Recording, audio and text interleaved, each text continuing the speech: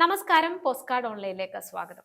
മാർട്ടിന് ആഗോള അയ്യപ്പ സംഗമം LDF സർക്കാർ ദേവസ്വം ബോർഡും കൂടെ നടത്തുകയാണ്. 3000-ഓളം പേര് പങ്കെടുക്കുന്ന ഒരു ചടങ്ങ്. ആ ഒരു അയ്യപ്പ സംഗമത്തില് വിദേശ രാജ്യത്തു നിന്നൊക്കെ ആളുകൾ പങ്കെടുക്കുന്നു എന്നൊക്കെ പറയപ്പെടുന്നു. അതിന്റെ വിവരങ്ങളൊക്കെ ലഭ്യമാണ്. ഇനിയിപ്പോ നാളെ എന്തായാലും സംഗമം നടക്കുകയാണല്ലോ, നമുക്ക് അതിന്റെ എല്ലാം അറിയാം. അതുപോലെ തന്നെ തമിഴ്നാട് സർക്കാർ മാത്രമാണ് 2 പ്രതിനിധികളാണ് ഇപ്പോൾ ഈ അയ്യപ്പ സംഗമത്തിലേക്ക് വരും എന്ന റിപ്പോർട്ടുകൾ വരുന്നത്. എങ്ങനെയാണ് ഈ അയ്യപ്പ സംഗമത്തെ മൊത്തത്തിൽ നമുക്ക് നോക്കിക്കാണാൻ? മൊത്തത്തിൽ നോക്കുമ്പോൾ നമ്മൾ ആദ്യമേ തന്നെ പറഞ്ഞത് ഒരു രാഷ്ട്രീയ പരിപാടി മാത്രമാണെന്ന് നമ്മൾ ആദ്യമേ തന്നെ പറഞ്ഞിട്ടുണ്ടായിരുന്നു.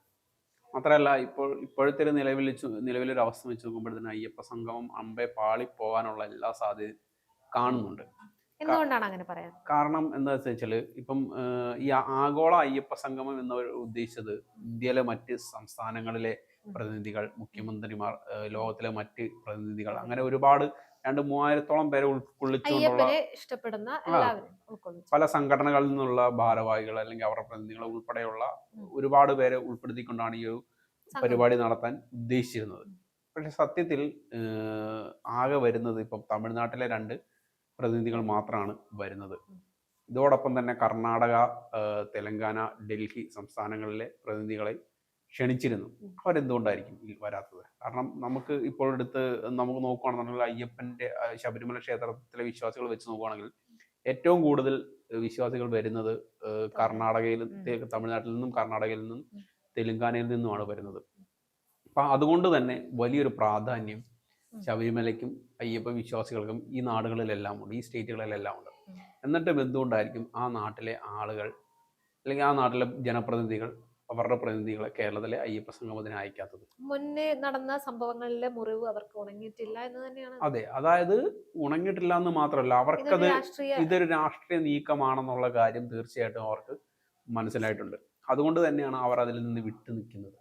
ഇപ്പം നിലവിൽ PS പ്രശാന്ത് പറഞ്ഞു 2,000-3,000-ഓളം പേർ വരും, ഇന്നൊക്കെയാണെന്ന് പുള്ളി രാവിലെ ഒരു വിശദീകരണമൊക്കെ നൽകുന്നത്. പക്ഷേ സത്യം പറഞ്ഞാൽ അത് അങ്ങനെയല്ല എന്നുള്ളതാണ് എൻ്റെ ഒരു വസ്തുത എന്ന് പറയുന്നത്. കാരണം നമ്മൾ ആദ്യം സംസാരിച്ചതുപോലെ തന്നെ ഈ അന്നുണ്ടായ, അതായത് 2018-ലുണ്ടായ സ്ത്രീ പ്രവേശനവുമായിട്ട് ബന്ധപ്പെട്ടുണ്ടായ വിഷയങ്ങൾ തീർച്ചയായിട്ടും വിശ്വാസികൾക്കിടയിൽ വലിയൊരു മുറിവുണ്ടാക്കിയിട്ടുമുണ്ട്. വലിയൊരു വോട്ട് ചോർച്ച CPM-നെ സംബന്ധിച്ച് ഉണ്ടായിട്ടുമുണ്ട്. അപ്പം ഇതെല്ലാം തിരിച്ചു പിടിക്കുക എന്നൊരു ലക്ഷ്യം മാത്രമാണ് ഈ സംഗമത്തിന് മുന്നിലുള്ളത്. ഇതുപോലെ തന്നെ ഇനിയും കുറച്ച് സംഗമങ്ങൾ നടക്കുന്നുണ്ട്. അതെ, ഇലക്ഷൻ അടുക്കുന്ന ഘട്ടത്തിൽ ഇവരിങ്ങനെ നടത്തുന്നതിന്റെ പ്രധാന ഉദ്ദേശം ഇത് തന്നെയാണ്. മാത്രമല്ല അങ്ങനെ അല്ലെങ്കിൽ ഇങ്ങനെ ഒരു ആവശ്യം ഉണ്ടായിരുന്നില്ല. അതായത് ഇപ്പൊ ശബരിമലയിൽ വരുന്ന വിശ്വാസികളുടെ ആവശ്യങ്ങൾ നിറവേറ്റുക, അവരുടെ കുറവുകൾ നേരിട്ട് ചോദിച്ചറിയുക, അങ്ങനെ പലവിധ ആവശ്യങ്ങൾ മുൻനിർത്തിയാണ് ഇങ്ങനൊരു സംഗമം നടത്തുന്നത് തന്നെ. ഞാൻ ചോദിച്ചോട്ടെ, ഈ സംഗമം ഒരു കൊല്ലം മുമ്പേ നടത്തിയിരുന്നെങ്കിലോ? അതെന്തുകൊണ്ട് നടത്തിയില്ല? അതായത് അതെ, കാരണം ഈ ശബരിമല എന്ന് പറയുന്നത് ഇന്നലെ ഉണ്ടായ ഒരു ക്ഷേത്രമല്ല, നൂറ്റാണ്ടുകളായിട്ട് ഇവിടെ നിലനിൽക്കുന്ന ഒരു ക്ഷേത്രമാണ്. ഈ സർക്കാർ ഭരിക്കാൻ തുടങ്ങിയിട്ട് 10 വർഷമായി. 2ാം പിണറായി വിജയൻ സർക്കാരിന്റെ തുടങ്ങിയിട്ട് 4 വർഷമായി. സ്ത്രീ പ്രവേശന വിധി വന്നിട്ടും അതെ, വർഷങ്ങളായി. ഇതെല്ലാം സംഭവിച്ചിട്ടും ഈ ഇത്രയും വർഷം കടന്നുപോയിട്ട് എന്തുകൊണ്ടായിരിക്കും ഇലക്ഷൻ വെറും മാസങ്ങൾക്ക് മുമ്പ് മാത്രമേ ഇങ്ങനെ ഒരു സംഗമം നടത്തുന്നത്? തീർച്ചയായിട്ടും അത് രാഷ്ട്രീയമായിട്ടുള്ള ഒരു നീക്കം തന്നെയാണെന്നുള്ളതാണ് അതിന്റെ ഉത്തരം എന്ന് പറയുന്നത്. നഷ്ടപ്പെട്ടു പോയ വോട്ടുകളെ തിരിച്ചു പിടിക്കുക എന്ന ഏത് വിധേനയും തിരിച്ചു പിടിക്കുക എന്നുള്ള ഒരു തന്ത്രം മാത്രമായിട്ടാണ് ഇതിനെ നമുക്ക് കാണാൻ പറ്റത്തുള്ളൂ. അപ്പൊ അതുകൊണ്ട് തന്നെയാണ് മറ്റ് സ്റ്റേറ്റിലെ ആളുകൾ ഇതിനെ അധികം പ്രോത്സാഹിപ്പിക്കാത്തത്. അവർ വലിയൊരു പ്രാധാന്യം കൊടുക്കാത്തതിന്റെ മെയിൻ കാരണം അത് തന്നെയാണ്. അപ്പൊ നമുക്കറിയാം, ഇന്ത്യയിലെ തന്നെ ഏറ്റവും കൂടുതൽ വരുമാനമുള്ളൊരു ക്ഷേത്രമാണ് ശബരിമല എന്ന് പറയുന്നത്. 440 കോടി രൂപ നടവരവ് മാത്രം കിട്ടുന്നുണ്ട്. അതിന്റെ കൂട്ടത്തിൽ മറ്റ് GST അല്ലെങ്കിൽ മറ്റ് വരുമാനങ്ങളിലൂടെ KSRTC ഉൾപ്പെടെ 1000 കോടി രൂപയിലധികം സർക്കാരിന് വർഷാവർഷം നൽകുന്ന ഒരു ക്ഷേത്രമാണ് ശബരിമല എന്ന് പറയുന്നത്. അപ്പം അതുകൊണ്ട് തന്നെ സർക്കാരിന് തീർച്ചയായിട്ടും ശബരിമലയിൽ ഒരു മുൻഗണന അവർ കൊടുക്കും. അതെല്ലാ സർക്കാരും കൊടുക്കേണ്ടതാണ്. മാത്രമല്ല, കാരണം ഇത്തരം നമ്മുടെ ഈ ഇന്ത്യയിലെ വലിയൊരു ക്ഷേത്രം എന്ന നിലയ്ക്ക് സംസ്ഥാനത്തെ പല ഭാഗത്തുനിന്നുള്ള ഭക്തർ വരുന്ന ക്ഷേത്രം എന്ന നിലയ്ക്ക് അവരുടെ വികാരങ്ങളെ മാനിക്കേണ്ട ഒരു ഉത്തരവാദിത്വം സർക്കാരിനുണ്ട്. അതിപ്പം ഏത് സർക്കാരായാലും, ഇത് കമ്മ്യൂണിസ്റ്റ് സർക്കാരാണെന്ന് പറഞ്ഞാൽ പോലും അവർക്കത് ഉത്തരവാദിത്തങ്ങൾ നിർവഹിക്കേണ്ട ഒരു ആവശ്യം ഉണ്ട്. അപ്പം അതുകൊണ്ട് തന്നെ അവർക്ക് ആവശ്യം, അതായത് ഈ മറ്റ് നാടുകളിൽ നിന്ന് വരുന്ന തീർത്ഥാടകർക്ക് ആവശ്യമായിട്ടുള്ള സൗകര്യങ്ങൾ ചെയ്തു കൊടുക്കുക എന്നുള്ളത് സർക്കാരിൻ്റെ ഉത്തരവാദിത്തമാണ്. അപ്പം അതിന് എനിക്ക് തോന്നുന്ന അത്തരം ആവശ്യങ്ങൾ നിറവേറ്റുന്നതിനായിട്ട് തന്നെ ഒരു ഭരണസമിതിയും എഞ്ചിനീയറിംഗ് വിഭാഗവും എല്ലാ സംവിധാനങ്ങളും ശബരിമലയിൽ ഉള്ളൊരു സ്ഥലമാണ് ശബരിമല എന്ന് പറയുന്നത്. ഇപ്പം ഞാൻ ശബരിമലയിൽ പോകുമ്പോഴത്തേന് സത്യം പറഞ്ഞാൽ ഞാൻ ഞെട്ടിപ്പോയി. എൻ്റെ മേളിൽ കയറി ചെല്ലുമ്പോൾ ഞാൻ ഒരു തവണ ശബരിമലയിൽ പോയിട്ടുള്ളൂ. ഞാൻ മേളിൽ കയറി ചെല്ലുമ്പോൾ ഞാൻ സത്യം പറഞ്ഞാൽ ഞാൻ ഞെട്ടിപ്പോയി. അത് വേറൊരു ലോകമാണത്. അതായത് വളരെ ഉയർന്നു നിൽക്കുന്ന ഒരു മലയുടെ മുകളിൽ മറ്റൊരു രാജ്യം പണിതിട്ട എങ്ങനെയുണ്ടോ മറ്റൊരു രാജ്യമായിട്ട് തന്നെ അതിങ്ങനെ നിലനിൽക്കുന്ന ഒരു സ്ഥലമാണ്. അവിടെ ഒരുപാട് സംവിധാനങ്ങളുണ്ട്, ആശുപത്രികളുണ്ട്, പോസ്റ്റ് ഓഫീസ് ഉണ്ട്, എല്ലാ സംവിധാനങ്ങളും ഉണ്ട്. വലിയ ഹോസ്റ്റലുകളും റൂമുകളും ഹോട്ടലുകളും എല്ലാം ഉണ്ട്. അതിന് മുറികളും ഭക്ഷണം കഴിക്കാനുള്ള എല്ലാ സൗകര്യങ്ങളുമുള്ള വലിയൊരു ലോകം തന്നെയാണ് ശബരിമല എന്ന് പറയുന്നത്. അപ്പം അതിൻ്റെ നടുക്കാണ് ഈ ക്ഷേത്രം ഇരിക്കുന്നത്. അപ്പം അവിടെ വരുന്ന വിശ്വാസികൾക്ക് ഇതെല്ലാം നൽകേണ്ടതിൻ്റെ ഒരു ഉത്തരവാദിത്വം സർക്കാരിനുണ്ട്.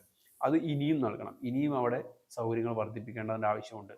അങ്ങനെ ഒരുപാട് കാര്യങ്ങൾ ചെയ്യാൻ പറ്റും.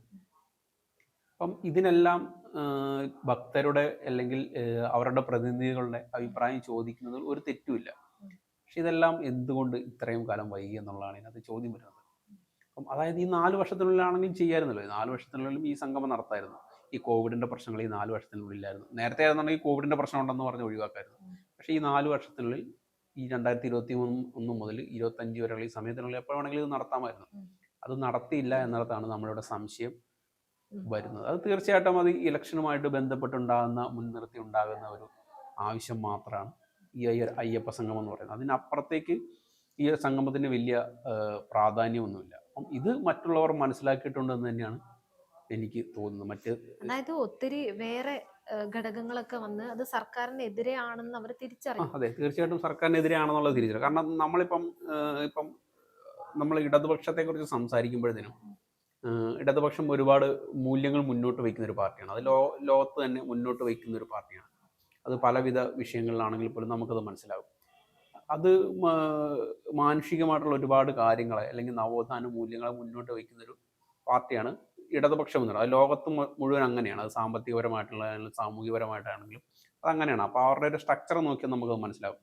പക്ഷേ ഇവിടുത്തെ ഒരു പ്രശ്നം എന്താണെന്ന് വെച്ചാൽ ഈ ഇടതുപക്ഷത്തിൻ്റെ അല്ലെങ്കിൽ കമ്മ്യൂണിസത്തിൻ്റെ ഒരു പ്രശ്നം എന്താണെന്ന് വെച്ചാൽ അത് ലോകത്തെവിടെ ചെന്നാലും ആ ഒരു കൾച്ചറുമായിട്ട് ഇഴകിച്ചേർന്ന് പ്രവർത്തിക്കുന്നതാണ് അതിൻ്റെ ഒരു കൾച്ചർ എന്ന് പറയുന്നത്. ഇപ്പം നമ്മുടെ നാട്ടിലോട്ട് വരുമ്പോഴത്തേനും ഒരു കമ്മ്യൂണിസത്തിൻ്റെ ഒരു ചരിത്രം എടുത്ത് നോക്കിയാൽ ഇവിടുത്തെ രാഷ്ട്രീയത്തോടൊപ്പം തന്നെ ഇവിടുത്തെ വിശ്വാസത്തോടൊപ്പം തന്നെ ഇഴകിച്ചേർന്ന് പോകുന്നൊരു സിസ്റ്റമാണ് നമ്മുടെ നാട്ടിൽ കമ്മ്യൂണിസം എന്ന് പറയുന്നത്. അപ്പം ദൃശ്യയുടെ നാട് കണ്ണൂരാണ്. അപ്പം കണ്ണൂരിലെ നമ്മുടെ ഇതുണ്ടല്ലോ കൂത്തുപറമ്പല്ല, നിങ്ങളുടെ ഒരു നാട്ടിലൊരു കലാരൂപം ഉണ്ടല്ലോ, തെയ്യം. അപ്പം തെയ്യം നമ്മളെടുത്ത് നോക്കുക. തെയ്യം കലാകാരന്മാരെല്ലാം മിക്കവരും തന്നെ കമ്മ്യൂണിസ്റ്റുകാരാണ്. അല്ലെങ്കിൽ ആ തെയ്യത്തെ ആരാധിക്കുന്ന മിക്ക ആളുകളും കമ്മ്യൂണിസ്റ്റുകാരാണ്. ഇവരുടെ വീടുകളിലെല്ലാം ഈ തെയ്യം കലാകാരന്മാരെത്തുകയും പറയെടുക്കുകയും ചെയ്യുന്ന ഒരു സംവിധാനമുണ്ട്. എങ്കിൽ അവിടുത്തെ നാട്ടുകാർക്ക് പറഞ്ഞൂടെ തെയ്യം ഞങ്ങളുടെ വീട്ടിലോട്ട് വരാൻ പാടില്ല, നിങ്ങളിവിടുന്ന് പുറത്തു പോകണം, ഞങ്ങളെല്ലാം കമ്മ്യൂണിസ്റ്റുകാരാണെന്ന് അവിടുത്തെ നാട്ടുകാർ ആരെങ്കിലും പറയുമോ? ആരും പറയില്ല. ആ നാടിൻ്റെ ഒരു സംസ്കാരമാണ്. ആ ഒരു സംസ്കാരത്തോട് ചേർന്ന് നിൽക്കുക എന്ന് പറയുന്നത് ഏതൊരു രാഷ്ട്രീയ ശാസ്ത്രത്തിനും അത്യന്താപേക്ഷിതമായിട്ടുള്ളൊരു കാര്യമാണ്. അതിപ്പം നമ്മുടെ കണ്ണൂരാണെങ്കിലും ഇപ്പം നമ്മുടെ തിരുവനന്തപുരത്താണെങ്കിലും നമ്മുടെ കോട്ടയത്താണെങ്കിലും അങ്ങനെ പല നാടുകളിലും ആ ഒരു വിശ്വാസത്തോട് ചേർന്ന് നിന്ന് പോവുക എന്നുള്ളതാണ് അവരുടെ ആ ഒരു രാഷ്ട്രീയ പാർട്ടിക്ക് ചെയ്യാൻ പറ്റുന്നൊരു കാര്യം എന്ന് പറയുന്നത്. കാരണം ഇത് മനുഷ്യരെ സംബന്ധിക്കുന്ന വിഷയമായതുകൊണ്ട് തന്നെ അവരുടെ കാര്യങ്ങൾക്ക് മുൻഗണന നൽകുക എന്നുള്ളതാണ് ഏതൊരു പ്രത്യയശാസ്ത്രത്തിനും ചെയ്യാൻ പറ്റുന്ന കാര്യം. അപ്പം അതിനോട് ചേർന്ന് പോവുക എന്നുള്ളതാണ് അവർക്ക് ചെയ്യാൻ പറ്റുന്ന ഏറ്റവും നല്ലൊരു കാര്യം. അതിനൊരു വിഘാതമായിരുന്നു ഈ സ്ത്രീ പ്രവേശനം എന്ന് പറയുന്നത്. അതിലോട്ട് തന്നെയാണ് ഞാൻ വന്നത്. അപ്പം അവരുടെ വികാരങ്ങളെ വ്രണപ്പെടുത്തിക്കൊണ്ട് തങ്ങളുടേതായ ഒരു വിശ്വാസത്തെയും പ്രത്യയശാസ്ത്രത്തെയും അടിച്ചേൽപ്പിക്കാനുള്ള ശ്രമമായിരുന്നു അന്ന് ഉണ്ടായത്. അപ്പം ഈ ശ്രമത്തിനെതിരെ ഇവിടുത്തെ വിശ്വാസികളായിട്ടുള്ള കമ്മ്യൂണിസ്റ്റുകാർ തന്നെ തിരിച്ചടിച്ചതോടെയാണ് സർക്കാരിന് ഇങ്ങനെ ഒരു ബോധം വന്നത്. ഇത് സംഗതി കൈവിട്ട് പോയി എന്നുള്ളൊരു തിരിച്ചറിവിലോട്ട് സർക്കാരും വന്നത്, പാർട്ടിയും വന്നത്. അതുകൊണ്ടാണ് അന്ന് ആ ഒരു സ്ത്രീ പ്രവേശനം സംബന്ധിച്ചുള്ള പ്രശ്നങ്ങൾ ഉണ്ടായതിനു ശേഷം പാർട്ടി വീടുകളിൽ കയറി മലബാറിലെ വീടുകളിൽ കയറി വിശദീകരിക്കേണ്ട ഒരു ഗതികളിലോട്ട് പാർട്ടി എത്തിയത്. അപ്പം തീർച്ചയായിട്ടും സർക്കാരിനെ സംബന്ധിച്ച് ഇതൊരു ടേൺ തന്നെയാണ്. ഒരു തിരിച്ചറിവിൻ്റെ ഒരു ഭാഗമാണ്. ഇപ്പം പ്രായശ്ചിത്തമാണെന്ന് പറയാം. അത് ചെയ്യുന്നതുകൊണ്ട് പ്രശ്നമില്ല. ഇപ്പം ഏതെങ്കിലും മനുഷ്യൻ ദൈവത്തിൽ വിശ്വസിക്കാതിരിക്കുക എന്നുള്ളതല്ല, അവരുടെ വികാരങ്ങളെ മാനിക്കുക എന്നുള്ളതാണ് ഒരു സർക്കാരിനും പാർട്ടിക്കും ചെയ്യാൻ പറ്റുന്ന ഏറ്റവും നല്ലൊരു കാര്യം. അതിന്റെ ഭാഗമായിട്ട് അവർ ഇങ്ങനെ ഒരു അയ്യപ്പ സംഗമം നടത്തുന്നതിൽ തെറ്റൊന്നുമില്ല എന്നാണ് ഞാൻ പറയുന്നത്. പക്ഷെ അത് രാഷ്ട്രീയപരമായിട്ടുള്ള ഒരു നീക്കമാകുന്നിടത്താണ് ഈ പ്രശ്നം വരുന്നത്.